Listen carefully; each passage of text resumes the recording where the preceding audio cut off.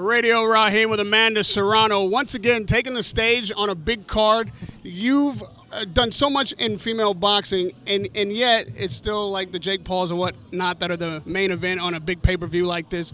What do you feel like is necessary for a female fighter, which is not just what you are?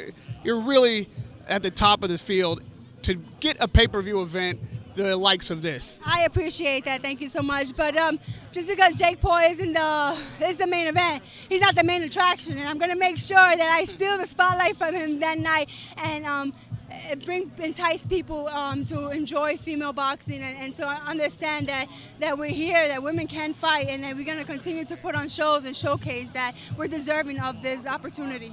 And how do you intend to put on a show that steals the show from the main event on Sunday night? Well, it's a Puerto Rican champion versus a Mexican champion. There's enough said. She's young, she's hungry, she wants my titles, but I work super hard for those titles, and it's not going to be an easy task to take them away from me. There's a pound-for-pound argument in every division of the sport, but in women's boxing, it's pretty thin air at the top.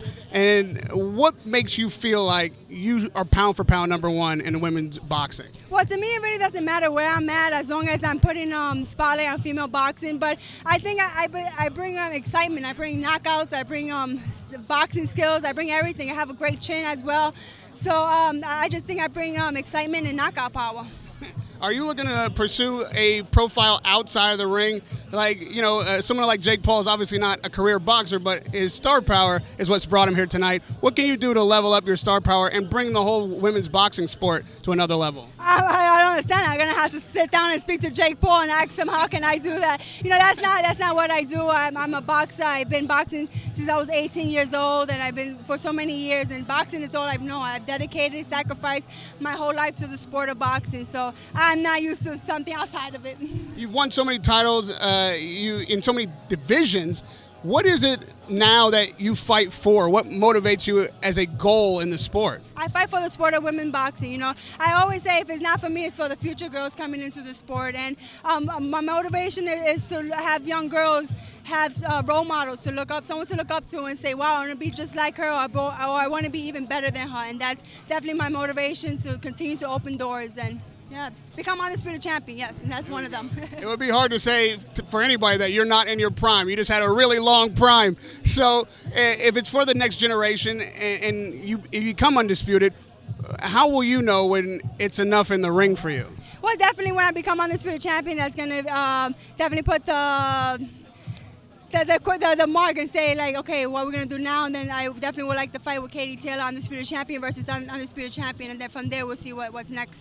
What is the likelihood of we see that fight, if not before the end of this year? No, not the end of this year, because I want to become undisputed champion. I have two champions to go after, so I'm hoping early next year.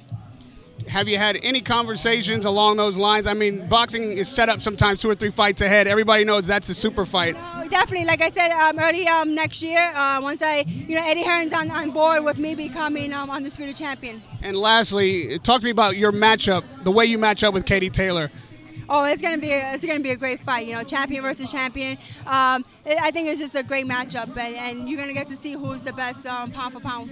Do you think people give you the respect and credit due when they consider that matchup? I hope so. I worked so hard for that, so to get what I deserve. So, but I think so. Is there any cracks in her armor or things that you see as a veteran that you might be able to expose? It's a secret. You find out. You find out the night of the fight.